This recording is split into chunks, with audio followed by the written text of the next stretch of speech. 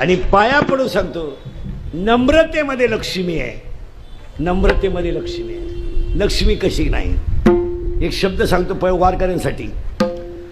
संसारामध्ये 3 गोष्टी लागतात. कळावं लागतं, कळावं लागतं, कळावं लागतं, करावं लागतं आणि प्रारब्ध लागतं.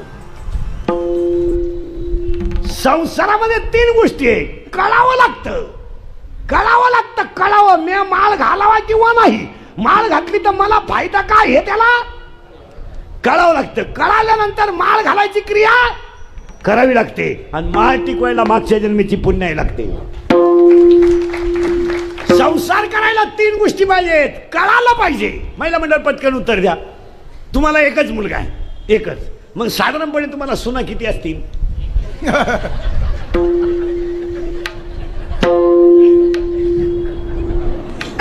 एकच.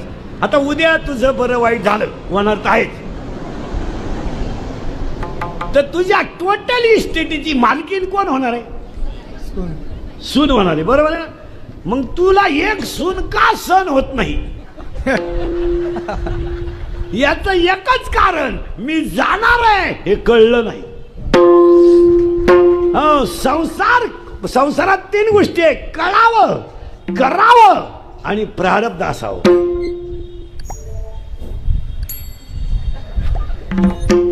डोकंच बंद होईल तुमचं अजून 5-10 मिनिटात.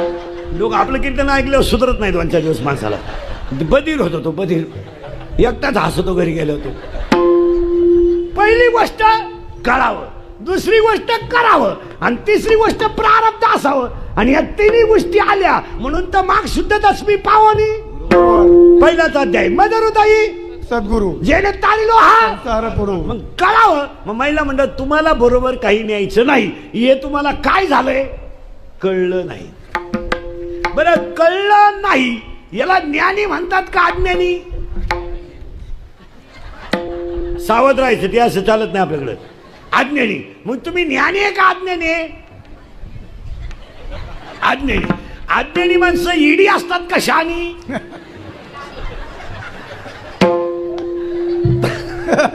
असं करंट लागला म्हणजे मग सोपं राहतं ते, त्याचं नाही ना. मी तुम्हाला तिथेच बुंगावणार. फक्त करंट लागलं पाहिजे महाराज. करावं लागतं, कळावं लागतं आणि प्रारब्ध लागतं. पहिलं वाक्य. दुसरं वाक्य आहे का, लक्ष्मी माणसाकडे येते, येते पण येताना नारळाच्या पाण्यासारखी येते आणि जाताना हत्तीनं कौट खाल्यासारखी जाते.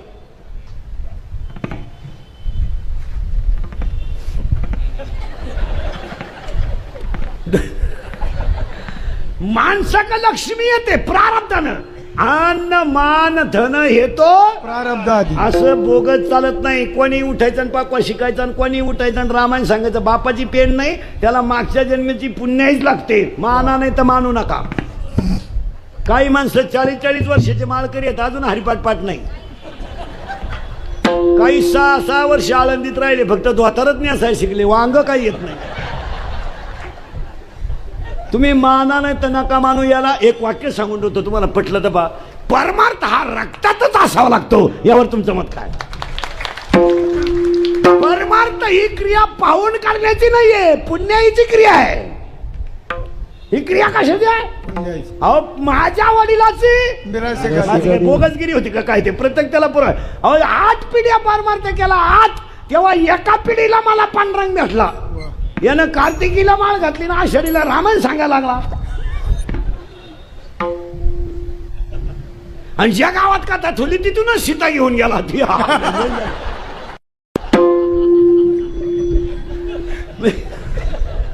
कथा नाही झाली पण सत्य कथा झाली. महाराजांची भाषा आहे. काय झाली गंमत? बऱ्याच दिवस बांधून राहिलेली गाय जर सुटली आणि ती जर घासात गेली तर ती घास खात नाही, उड्या हाणते. का? ती भांबवली. काय खाऊ, काय काय खाऊ, किती खाऊ, खात नाही ती, उड्या हाणती. का? ती भांबावली. तसं माऊलीनं 13व्या अध्यायात ओवी लिहिली, हिरवा चारा भांबवे पशु. हिरवा चारा पाहिल्यावर गाय जशी भांबावली तशी कमी कष्टात जास्त पैसा मिळाल्यामुळं सध्या लोक भांबावली. सुधारणच आपण काय करतोय, भांबावली लोक. हिरवा चारा भांबवे पशु, पण त्याला एक खटका आहे. 13व्या अध्यायात ओवी आहेत, ऐका. मुंगी किती फिरू द्या, मेरू पर्वत कधी ओलांडू शकत नाही. मासा किती पोहू द्या, समुद्र कधी तरू शकत नाही. आणि पापाची इस्टेट किती कमवा, खानदान सुखानं जगू शकत नाही. पुरावा 13वा अध्याय. मुंगी मेरू ना ओलांडावे आणि मस्का सिंधू न तरवे. मुंगी मेरू पर्वत ओलांडू शकत नाही, मासा समुद्र तरू शकत नाही. फायनल, लक्ष्मी नारळातल्या पाण्यासारखी येते आणि हत्तीनं कवच खाल्यासारखी जाते. या मुद्द्यावर आपण होतो. पण संसाराला पहिलं काढावं, करावं, मग प्रारब्ध. बस आता असं कीर्तन फिट बसले म्हणजे जमलं. आता नारळाचं जे पाणी आहे, निवांत डोकं खाजवा जरा. शिकलेले बिकलेले विशिष्ट 7वा वेतन आयोग, जास्त सुट्ट्यात मोकार पगार असणारी, सोमवार नाही, एकादश नाही, माळ नाही, गंध नाही, काही माझटेल वागायचं आपलं कधी बी. सोमवार नाही, एकादश नाही, आईबापाला सांभाळायचं नाही, सासरवाडीला सोडायचं नाही, बहिणीला दिवाळीला आणायचं नाही, मेवणीच्या बाळातपणाचं बिल द्यायचं. अशी अडपट क्वालिटीचे. कुत्र्याला बिस्किट आहेत, काहींच्या बापांना भाकरी नाहीत. काहींची कुत्रे गाडी तिंडा त्या कुत्र्या बरोबर.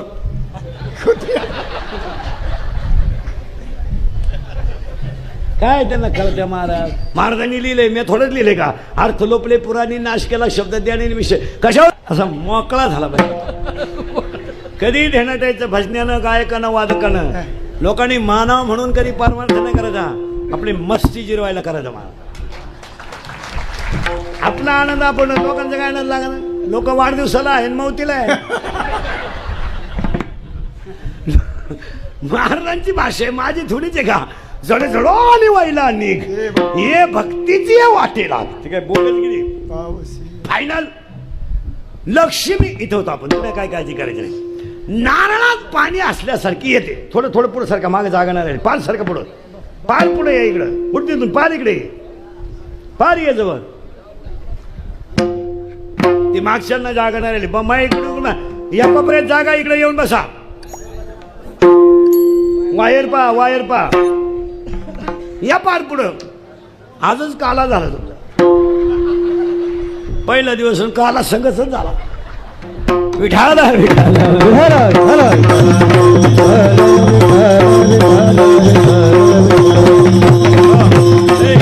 हो.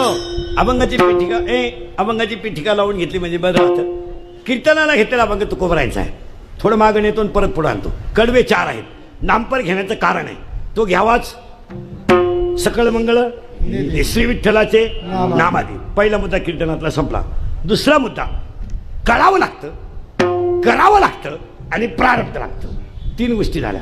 आता उलट फिरू आपण. दुसरी गोष्ट, लक्ष्मी माणसाकडं नारळातल्या पाण्यासारखी येते आणि हत्तीनं कवट खाल्यासारखी जाते.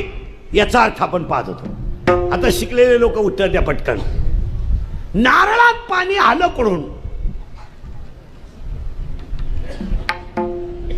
ताण द्या डोक्याला. आपलं कीर्तन म्हणजे डिस्कवरी चॅनल. त्याला शोधत लावायचा, उगाच पोथ्यानंही वाचीत बसायचं. मला तुम्ही उत्तर द्या. नारळात पाणी आलं कडून. ऐका आता. नारळाच्या झाडाची उंची जवळजवळ 5-50 फूट. नारळाला येणारी फळं मोकार भरपूर, पण नारळाच्या फळाचा आकार गोल. पण त्या नारळात पाणी नारळा इतका आहे का? नाही.